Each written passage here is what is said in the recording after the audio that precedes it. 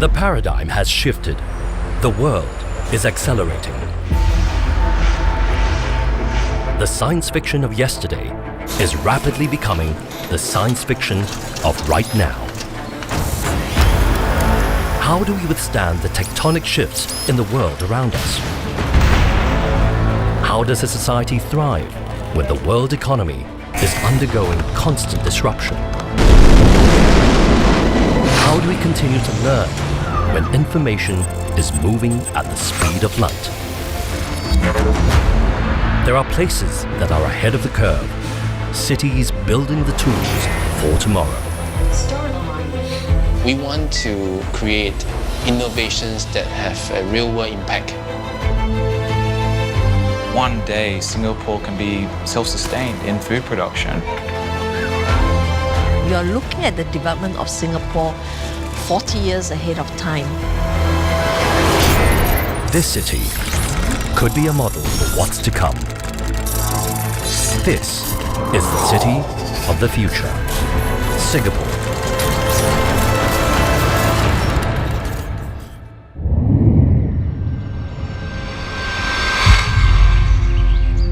The future of the world lies in its urban environments. More than half the world's population live in cities, and that number is growing. This rapid influx of people creates possibility, but it also creates challenges. How can the cities of today grow and thrive to become the places we want to live in tomorrow? Creating sustainable, manageable human spaces in the world's ever-expanding cities is a challenge facing governments across the globe. And no one understands the complexity of this challenge better than the planners at Singapore's Housing and Development Board, the agency in charge of creating living spaces for about 80% of the resident households in one of the most densely populated cities. I'm an architect by training, and I also have a master's degree in planning. So I'm an architect planner. Since 2010, Dr. Cheong's vision and guidance has helped usher in a new era of smart public housing for the HDB, allowing the city she loves to grow and thrive despite significant challenges. As an island city-state, we're only about half the size of metropolitan London. We have to house 5.7 million people. And we are, of course, very land and resource constrained. So that is the big challenge. But having said that, over the years, we have managed to develop Singapore in a pretty sustainable way, and we are one of the most livable cities in Asia. When Dr. Cheong was a little girl, Singapore was a vastly different city. It had a third of today's population, less than 1% of the current GDP, and little to no infrastructure. In just over 5 decades, though, this tiny city-state has undergone a remarkable transformation. Singapore's HDB has built 1 million flats, creating one of the most successful public housing programs in the world. HDB is now looking to high-tech, innovative solutions to not only provide enough living spaces for Singapore's citizens, but also improved quality of life for decades to come. We have very sophisticated computer models that help the architect planner to improve the environmental quality in the town. So for example, Singapore is in the tropics, so we want to encourage the breezes to come through. Through computer simulation, you can actually position the blocks and the public spaces and the parks in such a way that help you to achieve this.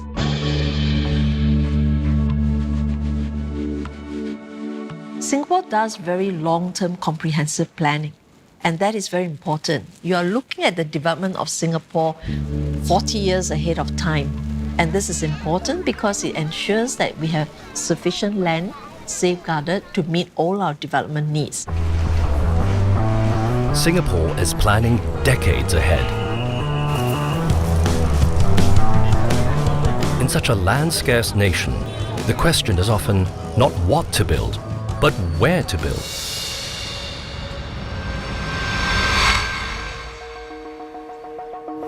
Singapore's Urban Redevelopment Authority is in charge of identifying the future needs of all Singapore's land. It's the kind of challenge that draws in the adventurous and the curious.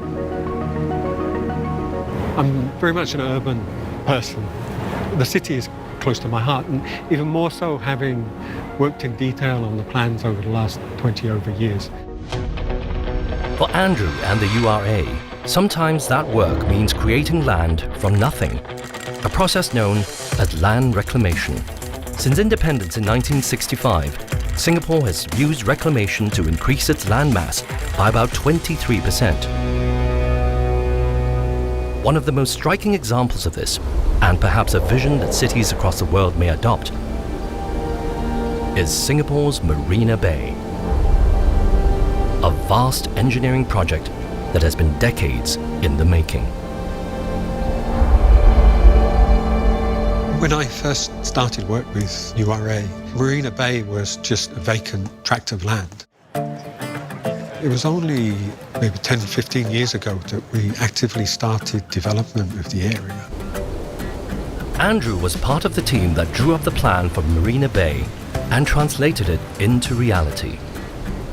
Its development dramatically increased the footprint of Singapore, but it was designed with the needs of its citizens in mind. The traditional central business district just comprises of office space, then is only used 9 to 5 days a week. So as we've planned Marina Bay, we've also looked to bring in complementary uses. So the idea is you create a mixed-use precinct that the activities carry on 24/7 and 7 days a week. To make the round-the-clock Marina Bay model work, the URA needed infrastructure.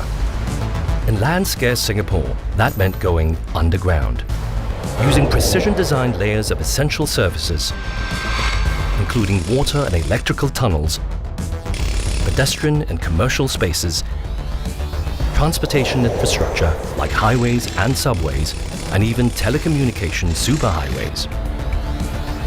These hidden underground systems have been designed to meet the needs of Singapore for the next 50 years. But some in Singapore are looking beyond that, already imagining the cities of the far future. I actually think that the future of Singapore is not just about increasing the density around transportation nodes of activity. I actually think it's about exploring air rights as well. Jason Pomeroy has grand visions for his city.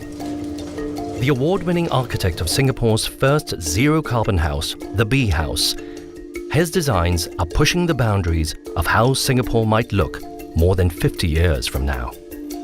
Think about creating structures over roads, over motorways, topping up above existing structures. The rooftops today might be sky courts, sky gardens of recreation. If cities expand upwards into the skies, conventional methods of road transportation may no longer be effective.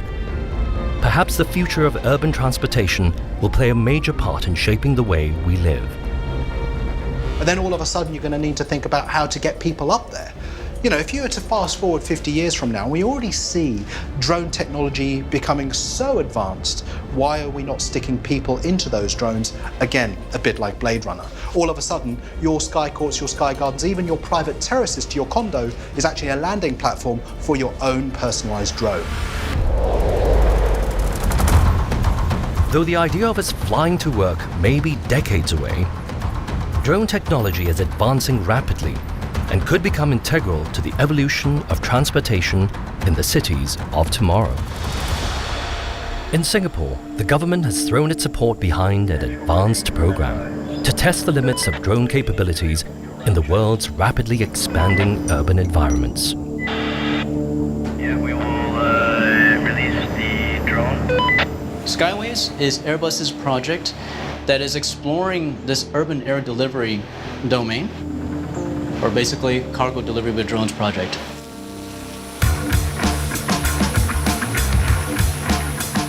The drone that we're using is actually fully customized or fully designed by our team here in Singapore.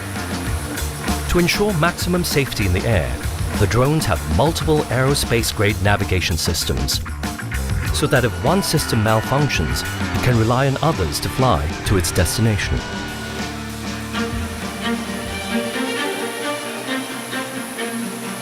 The packages that we can deliver by design today is up to 4 kilograms. What we understand is that 4 kilograms would cover perhaps about 80-85% of all the packages that or parcel deliveries that are done today. Once the package has been delivered to its slot, the mailbox automatically sends a personalized code to the customer, so they can pick up the package 24/7.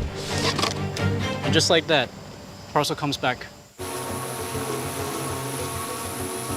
In Airbus, one of our visions is what we call urban air mobility. So flying taxis, for example. Skyways is about enabling this technology.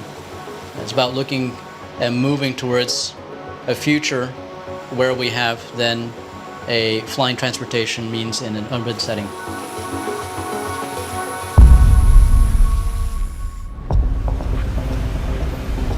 Singapore innovators are imagining and experimenting the what's next for urban travel. Drone technology may be the next revolution liberating commuters from their two-dimensional travel. But the challenges facing all of our cities may be more elemental than where we will build and how to get around. Providing food and water for the millions of people that will pack into our urban environments could be the biggest challenge yet.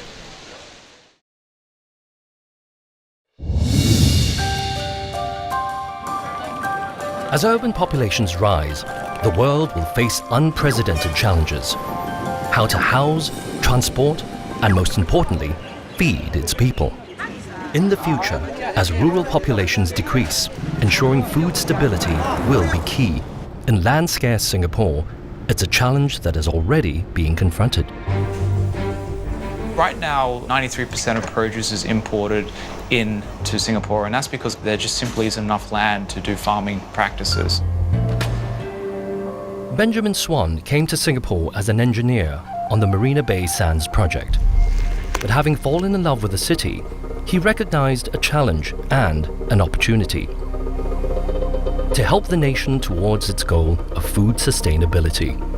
Ben is developing a new way to grow food, not just in Singapore, but in any urban environment. Sustainera is a controlled environment agriculture farm. We effectively replicate what's happening outside in nature to grow impossible products in impossible places. Singapore is a trailblazer in this technology, having opened the world's first commercial vertical farm in 2012. Now Sustainera, through their patented processes, are able to grow produce indoors, without sunlight and without soil. What we actually have done is we've come up with our own system here to introduce the seeds directly into the foam cube. So what that does is ensures that we have 100% germination success. This room has been specially designed to take the plant from its initial germination through to a mature state where we can introduce it into the main grow rooms. These large-scale growing rooms are astonishing feats of agricultural technology. The precision calibration of the growing environment allows these new age farmers to optimize cultivation at every stage in the plant's growth. We control the air temperature, the humidity, the light durations, the light wavelength. We control the dissolved oxygen in the water as well as the carbon dioxide saturation in the air. In these closely monitored growing rooms, Sustainera is creating food history. First ever Singaporean grown strawberries. We're actually growing 3 varieties in this room. What we've learned through controlled environment agriculture, we can actually emphasize certain characteristics of the plant. So without using GMO, we can make our kale softer. We can actually make it sweet. A lot of the Singaporeans don't like their products to be bitter. So we took it into our R&D lab, and what we found was by manipulating the air temperature and humidity and also the wavelength of light and the growth cycles, we were able to create this great product that we're growing today. Not only is this farm able to produce vegetables perfectly calibrated for Singaporeans, but the techniques could provide vital farming areas for the densely populated cities of the future. Traditional land farming grows produce outside on a flat, linear area. Sustainier's system grows food inside, in any building, expanding agriculture's footprint up into the sky. So what vertical farming means for places like Singapore that has very little or has land scarcity is that we can leverage buildings to grow product. And with the efficiency that we have within our footprint, we believe one day that we could actually produce enough produce indoors to sustain Singapore's demand. Fresh, available food will be a necessity in our cities, not only to feed citizens, but also to keep them healthy. As populations age and the incidence of diabetes continues to rise across the developed world, Singapore, like all cities, needs to encourage its citizens to eat smart and well. We wanted to deploy food and beverages as a tool to manage. It could be health, it could be wellness, it could be performance, and of course also for fitness as well. Believe it or not, these colorful sculptures are edible. They are the creations of Dr. Lee Man Wai, a scientist at Singapore Polytechnic's Food Innovation and Resource Centre. Using the latest breakthroughs in technology, she is creating food tailored to the exact caloric and nutrition needs of Singapore's senior citizens. We wanted to look at personalized nutrition for a target group of people. So what we started off is basically looking at people with different lifestyles or otherwise looking at people with different health conditions. To realize her vision, Dr. Lee collaborated with bioengineer Mark Wong to build a piece of wearable tech that can monitor a person's nutritional requirements. What we have developed here at Singapore Polytechnic is what we call the InterSense system. It's in a form factor of a watch. The app, it's pulling data from the wearable. So this data can then be fed to algorithms to compute specialized individual nutrients that are customized for the individual. So a 3D printer could then use this data and print out the appropriate nutrient values suitable for that individual. Dr. Lee's system is one of the first of its kind in Singapore, and perhaps the world, to pair wearable tech with 3D printing to create food with personalized nutritional values. This particular printer actually has a beautiful way of allowing us to customize nutrition. So there should be probably a chicken rice that is actually high in calcium, some that is actually good for potassium and different types of vitamins and minerals that is custom. While still an experimental prototype, the potential is staggering. This jelly packs a punch with the necessary nutrients for optimizing health and even preventing diseases. With greater sets of data from each individual, we can now create a whole library or database and identify trends by using machine learning or using AI. So that is extremely powerful in the near future, to be able to predict potential health issues and mitigate those health issues in population centers before events occur. Through imaginative planning and technological innovation, Singapore is finding new ways to house and feed its growing population. But perhaps one of the biggest challenges facing any global city will be ensuring a constant, safe supply of that most precious of resources, water. Singapore currently uses 2 billion litres of water a day. The most efficient source of fresh water is rain. And to capitalize on this resource, the nation is crisscrossed with an extensive network of rivers and canals that channel every last precious drop of rain into 17 storage reservoirs.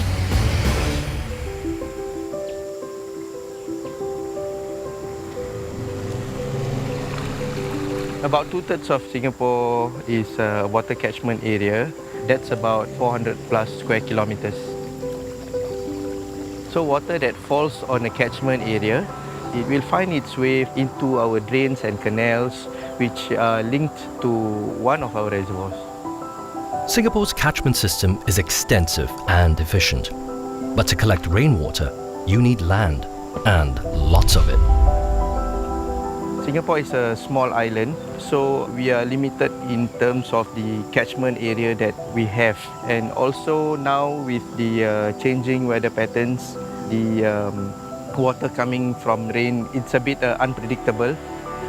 So we've moved on to more weather resilient water sources like desalination. As the world warms, every city will need to find fresh solutions to provide their citizens with clean water. In Singapore, the Public Utilities Board is already looking to the future, experimenting with new techniques to push the water potential of the little red dot. Looking ahead, our cities need to overcome a variety of challenges. Rapid urbanization will present problems of growth, housing, and food sustainability. But none may be more crucial than the access to fresh water. Singapore currently imports about half of its daily water requirement. In the next 3 decades, though, the aim is to ensure water sustainability. To do so, planners are looking to a resource the island nation has in abundance: seawater.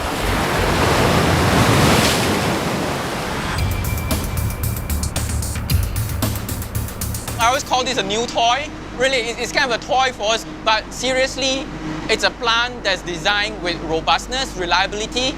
It's fully automated. Hugh Kit-san oversaw the construction of a brand new state-of-the-art water facility, the Tuas Desalination Plant. We've been working on this project for the last just over 2 years to get it from a green field and up to the state that you see right behind me, a functional 30 million gallons per day desalination plant. The Tuas Desalination Plant is a modern marvel of precision engineering. In land-scarce Singapore, its footprint is a mere 100 meters by 300 meters. That's roughly the size of 3 football fields. This may seem large, but it is a relatively small footprint compared to plants of its kind around the world. When we did the design and the construction, it was quite a challenge that you got to make sure that they are all stacked and arranged in like a Lego manner, that it all fits nicely into a puzzle and it forms the plant what you see today. Despite its small footprint, the Tuas Desalination Plant houses one of the world's most powerful technologies for producing fresh water from the sea: reverse osmosis filters. That's actually the heart of the plant, where the salt in the seawater gets separated or removed from the water.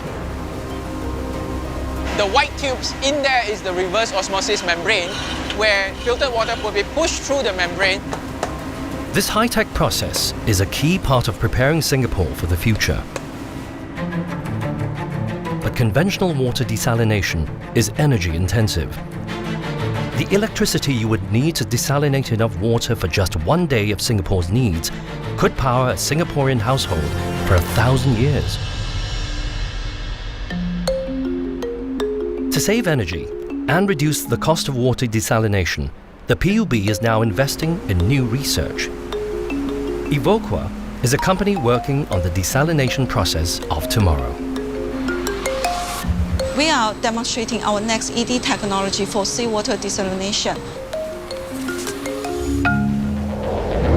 Electrodialysis uses electricity to remove salt from seawater.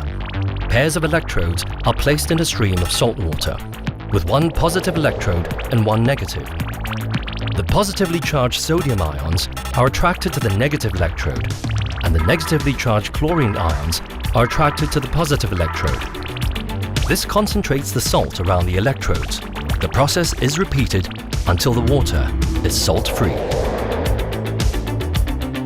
Right now we are building a demonstration plant with a capacity of 3,800 meter cube per day. We have plans to further scale up this technology with a capacity of 100,000 meter cube per day. Singapore's innovations in housing, food, and water are giving us a glimpse of how a forward-thinking city might solve some of the challenges it faces. But these solutions will come at a price. fast, secure and thriving economies will be essential for facing an uncertain future. And perhaps no nation understands this better than Singapore. The financial sector is a very, very critical sector for Singapore. Almost 12% of our GDP comes from this sector. So you understand how critical for us to ensure that this sector is a vibrant sector, it is competitive, it attracts the best possible ideas. As the Chief FinTech Officer of the Monetary Authority of Singapore, Sopnandu Mahanti needs to ensure that the nation sets a world standard for the financial sector. This boils down to one thing: technology innovation. Most of the services in financial sector are going to be powered by technology. In 2016, Singapore announced Project Ubin, a new fintech experiment using blockchain technology. Traditionally, banks keep a record of all transactions on their own centralized ledger, which is susceptible to manipulation by hackers. But Project Ubin keeps all records on a blockchain. This means that identical copies of the ledger are kept on a distributed network of computers around the world.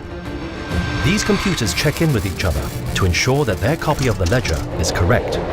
If one of the copies does not match the others, it is rejected and replaced with a copy that the majority of ledgers agree is correct. To tamper with the blockchain to steal money, a hacker would need to hack a majority of the computers on the network simultaneously, a virtual impossibility. The real killer use case is cross-border transfer. Today it takes 2 to 3 days to move money between two countries, the whole overseas transfer. So if we can apply a technology like blockchain, it may give us that opportunity to reduce the time to do cross-border transfer and may also reduce the expensive way we move money from a country to B country. Singapore has long been known as a financial hub, home to major banks from around the world. With Project Ubin, Singapore has ensured that it will stay ahead of the pack when it comes to fintech. In a country short on natural resources, the motto is innovate or die. And Singapore has taken up that challenge, with a startup culture catapulting the nation into the future.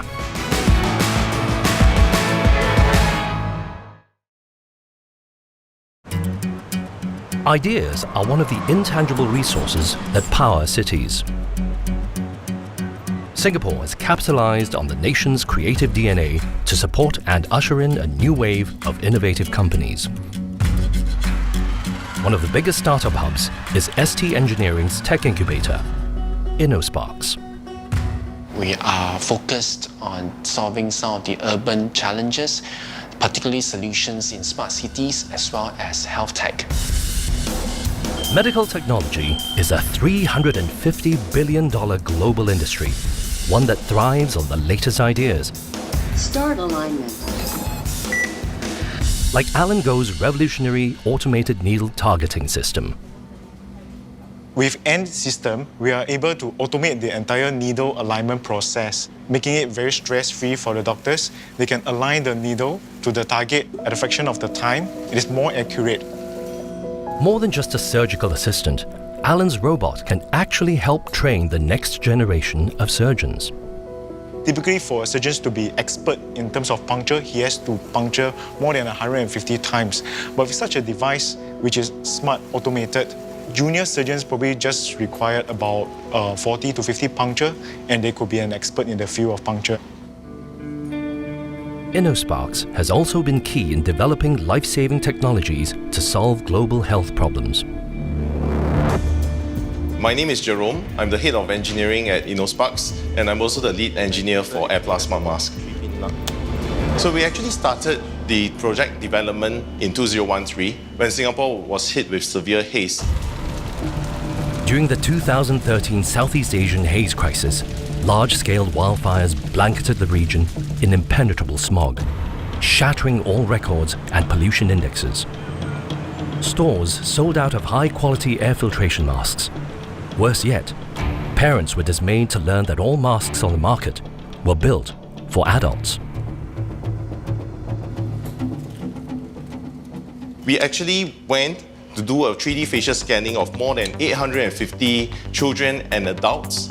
And then using an algorithm that we developed in-house proprietarily, we came up with 3 sizes of mask that fits children, adults to the elderly. Using thermal imaging, the benefits of these masks leap into focus. We can see that actually the mask itself stays pretty much purple. This is a quick way to show that the ventilator is actually effective in venting heat from the mask. While a vital part of Singapore's economy, the tech scene is not just about software or hardware. At its core, it is about hardware, providing for its citizens. We want to create innovations that have a real-world impact. So we take a very user-centered approach. Singapore's digital economy is providing real, tangible benefits to people, and some of its brightest inventors are focusing on the far future. Local startup TransferFi has developed a technology that could change the way we think about electricity. Wireless power transfer is inherently being able to transfer power wirelessly. We're using radio frequency to be able to transfer power. In terms of the construct, behind it is electromagnetic waves, essentially power within a waveform. The custom-built transmitter converts electrical current into electromagnetic waves. Using a complex algorithm, this wave is modulated and focused into a tight beam, transmitted to an array of antennas using radio frequency. The receiver harvests the radio frequency waves and converts them to direct current, which is able to power electrical devices. The system is ready now, so the signal is now generating. I think now we are ready to switch on the power amplifier.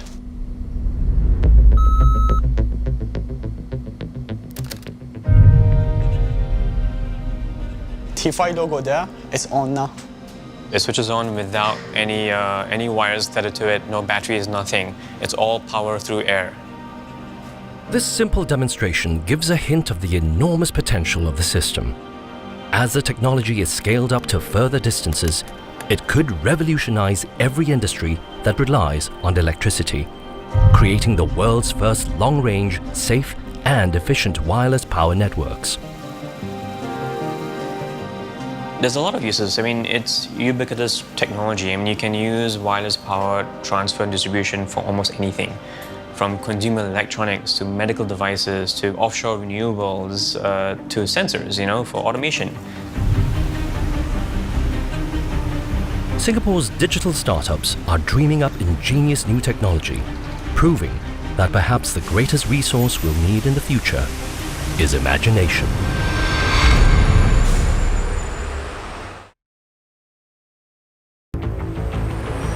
In tomorrow's super-connected smart cities, every aspect of our lives could be affected by the constantly changing world of digital technology.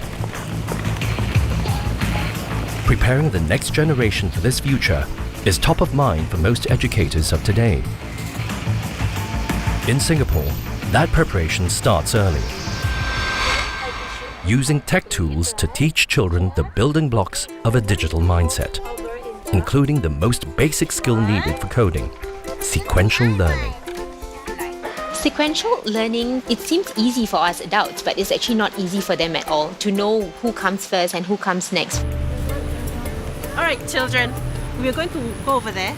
And then we're going to find your dry leaves. And then we're going to put them in your basket. Okay, let's go. I feel that there's a lot of skills that they can gain from having the tech toys as well. They are learning problem-solving skills, communication skills, language skills as well, and also they learn how to problem-solve sequential as well. 1, 2, 3, 4. You need to press 4 steps. Good job. The Playmaker program, there are 3 tech toys. The B-board is something that is very friendly and very easy to operate because there's only a few buttons for the children to use. So for example, we have the forward, backward, turn left and turn right button. Try to show us how you go. Kibo, I would say it's a little bit high-end order thinking, whereby children will have to sequence the block first, put it in order, and they have to scan the barcode. So for Kibo, it won't function if they don't start with the begin block and end it with the end block. So during that time, children actually get to do a trial and error to see whether it works or not. Miss, we need more tape. These tech toys introduce children to advanced learning concepts. In doing so, they are arming future generations of Singaporeans with the skills necessary for computer programming and literacy, without exposing them to too much screen time. This dynamic new approach to education is of critical importance for parents, helping to prepare their children for the workplaces of the future. So where do you want to go to now? I've got 3 boys. They are 12, 11, and youngest is 4. Since I'm in the finance line, the current way to go is the fintech. The concern for how my kids are going to cope with the new change in their career force has always been there. Definitely, I feel these tools will actually help children to prepare in the workforce in the future, because we are actually building the foundation. For example, the foundation of language, the foundation of problem solving, the foundation of communicating with people. Tech literacy is not just a challenge for newer generations.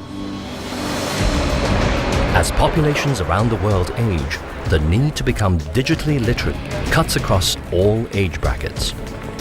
Singapore is tackling this problem head-on, with proactive efforts to provide tech education to all of its citizens, ensuring none are left offline. 现在科技发达，好像我们老一辈的老年人了，心理上觉得说赶不上。3年前我孩子给我这个智能手机，我基本上不会用，就是打电话而已。 Mr. Tan's journey to digital fluency came at a clinic held by Singapore's Info Communications Media Development Authority. 能够从这个 WhatsApp 的简讯可以转到这个国外啊，或者是这个微信里面，用微信也可以转回这个 WhatsApp 这里。我也可以打电话去国外跟朋友聊天。你好，爷爷奶奶。50年前我要跟我国外亲友 沟通的话，唯一就是写信，打电话嘛又费用太贵，那个时候信的来往最少要1个礼拜10天这样，很慢，消息很慢。那么现在有了智能手机，1分钟就跟国外联系上了，啊，又可以讲得很长，讲得很清楚，甚至可以看到对方，太好了，智能手机太好了。 Singapore's focus on training all of its citizens for the future is nurturing a highly educated, versatile and connected population. Connectivity and community will shape the world of tomorrow. And in Singapore, that sense of community is already revealing itself in new and surprising ways. We are racing towards a future that will be dominated by technology. In the decades to come, dedicated citizens will find ways to harness that technology to make a positive impact, enhancing lives through creative innovation. In Singapore, technology is already being created that will care for the nation's most vulnerable. We try to provide sleep wellness for newborn babies and also premature babies. Hi, how are you? Hello. Hi. Hi, Frank. Yeah.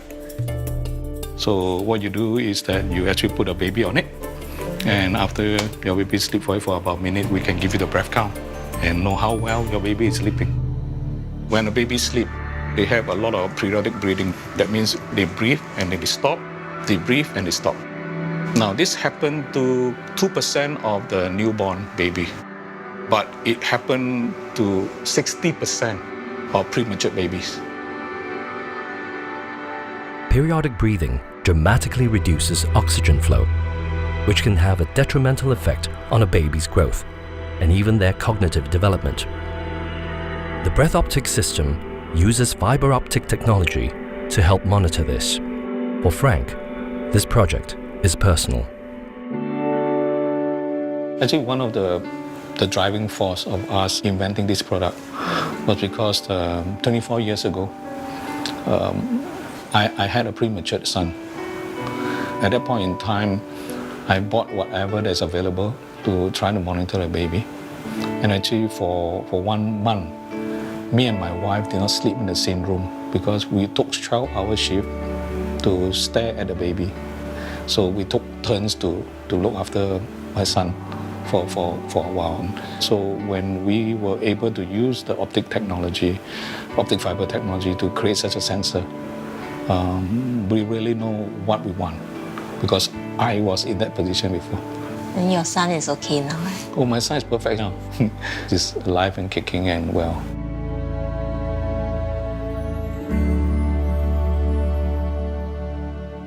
The spirit of using technological ingenuity to improve lives has been built into the city itself, with green corridors and protected parkland keeping Singapore from becoming a concrete jungle. In its efforts to conserve and protect its status as a city in a garden, InnoSparks is employing the power of technology. So one of the tools that we use is called the SG Bio Atlas app. It's a free citizen science-based app where everybody can download and you could record wildlife sightings that you see in Singapore. It could be at your park, it could be in the forest in Singapore. And using this data, we can develop some conservation or management strategies where we could conserve certain habitats or protect certain green spaces.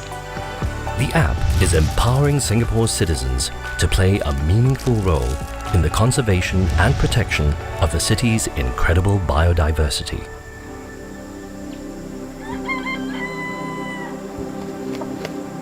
Those birds over there, they are the jungle fowl. They're like chickens, but they are technically not chickens, right? Yeah. I'm a working mom. In the daytime, we'll usually be working, and by the night time, I'll be probably down on my couch and watching television. I spend most of my time on the phone watching YouTube, playing games. Not only is the Citizen Science Program helping InnoSparks maintain Singapore's rich ecosystem, but also helping people build connections with green spaces and each other. Singapore is scarce of land, so what we need is to preserve what we have now, and using the technology, we are able to provide feedback to National Park Board on the species that we still have in Singapore.